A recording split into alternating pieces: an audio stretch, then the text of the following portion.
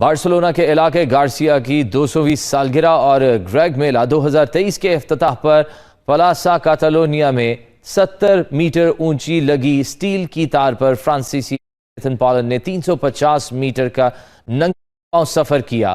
یہ تار دو بڑی بلڈنگ کے درمیان لگائی گئی تھی۔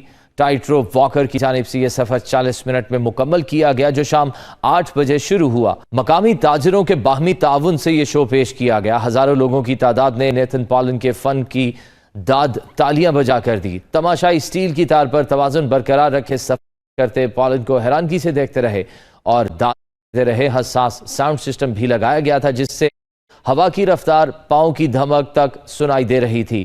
تماشائیوں کی بہت بڑی تعداد نے نیچے سڑک پر کھڑے ہو کر مظاہرہ دیکھا جبکہ چند درجن افراد نے قریب کی عمارت کی چھتوں پر سے بھی دیکھا اور داد دی۔ سیاحوں، مقامی افراد کے علاوہ پاکستانی فیملیز بھی نیتھن پالن کے فن سے محظوظ ہوئیں۔